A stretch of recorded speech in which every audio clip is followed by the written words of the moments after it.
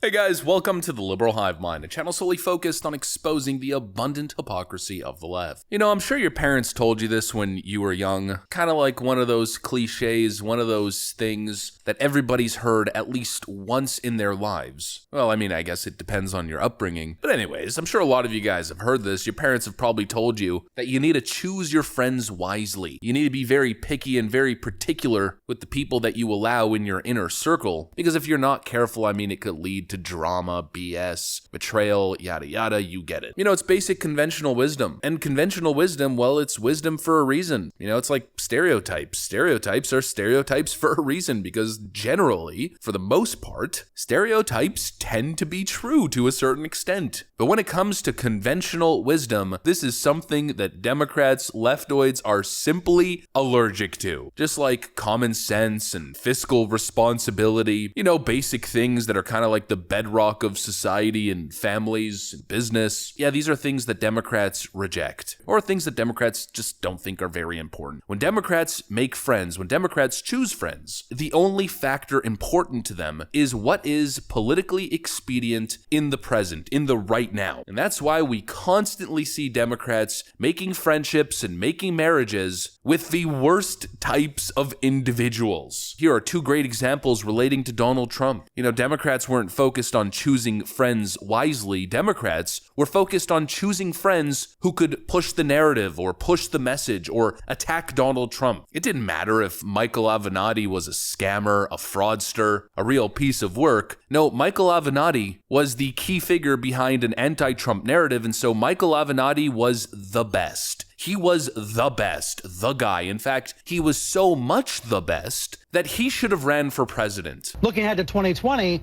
one reason why I'm taking you seriously as a contender is because of your presence on cable news. And then, of course, we saw the same thing with so many other individuals. That one intern from the Trump campaign who was obviously a deep state plant, Michael Cohen and his betrayal of the former president, then becoming a media darling. And of course, the most infamous, because it's not one individual, rather it's a group of individuals, the group of neocon uniparty political goons behind the Lincoln Project. Well, we know the previous scandal involving these individuals, which of course I'm not really going to get into too much. Well, these are the individuals that Democrats have gotten into a political marriage with. These guys at the Lincoln Project, they're saving democracy. They're the only thing left redeemable of the Republican Party. That's what Democrats want to tell you. No, these Lincoln Project guys are literally the worst. That's the point of this video. Apologies for the long-winded intro, but I really wanted to make this point. These are the types of individuals that the mainstream Democrat establishment forms friendships with. Let me show you guys exactly who these people are. We got some stuff to get into, so let's roll the tape. All right, folks, so I present to you the mainstream media darlings, who are apparently so much better and so much more virtuous than we are.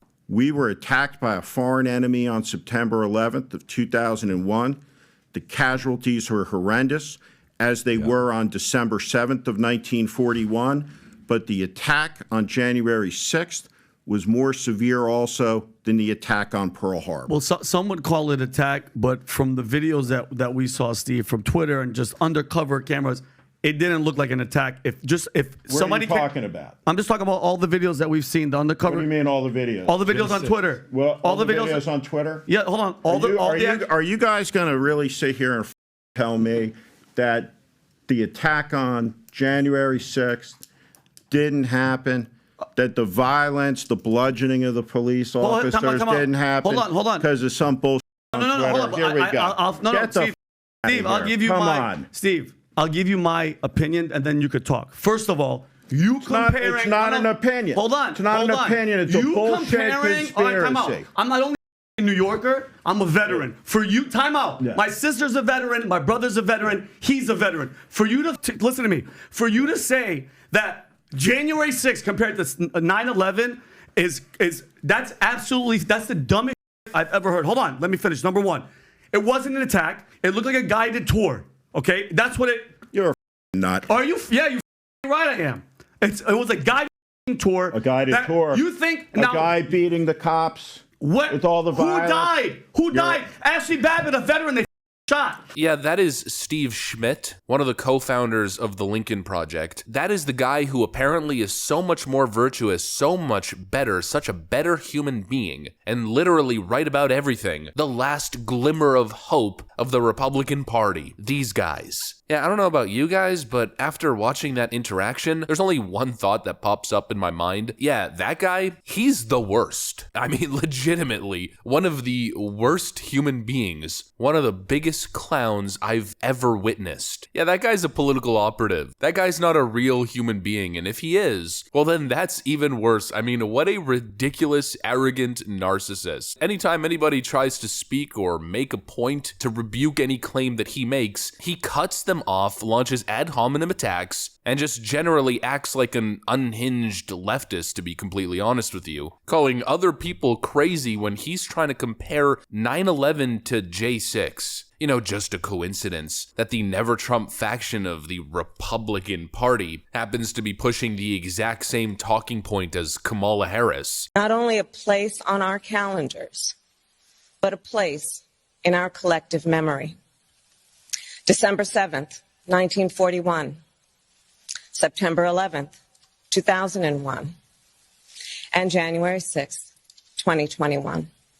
Yeah, apparently Pearl Harbor and 9/11 pale in comparison to a peaceful protest that had certain elements of rowdiness and rioting, which are still, for the most part, under question. It's still totally unclear what actually happened the day of. You know, Ray Epps, that Antifa individual who was present on the day, feds who were possibly in the crowd, the whole Nancy Pelosi refusing Capitol security angle, Capitol police officers literally opening doors and removing barricades and walking people in. Yeah, that protest, worse than Pearl Harbor. I mean, I don't know what this guy is snorting, but I honestly don't really care. I don't really care what he's doing. I don't really care what he's saying. What I find most fascinating, what I find most intriguing, is that apparently this guy is the beacon of virtue, the only beacon of virtue left in modern day republicanism. You know, this is the media darling. This is the leftist hero online that lefties tell us we need to be more like. It's absolutely insane. He's obviously a grifter. And it's always the same thing. It's the worst, most sociopathic, most selfish, personally interested con artists who get to take advantage of this little shtick or this situation. All you gotta do is say the most outlandish things. All you gotta do is promote the most ridiculous anti-Trump conspiracy theories. All you gotta do is be as partisan as possible and simply just push whatever Nancy Pelosi's most ridiculous narrative is, and you become a hero, an overnight blue anon sensation. Yeah, they're not picking the best, folks. They're picking from the bottom of the barrel any lunatic willing to simply say the crazy stuff without issue. Yeah, that's their guy. I mean, what's next? Is CNN gonna be promoting Steve Schmidt as the next possible Democratic presidential nominee? A bunch of establishment bought and paid for con artists. Once you hear them speak for more than 5 seconds, you see right through it and you instantly disregard anything being said. Yeah, if that's the face of the Lincoln Project, first of all, Abraham Lincoln is probably turning in his grave, and secondly, I don't want anything to do with them. What an absolute lunatic. Anyways, that's what I got for you guys. Hopefully you enjoyed this video. If you did, make sure to leave a like and possibly subscribe to the channel. Thanks for watching, and I'll see you on the next one.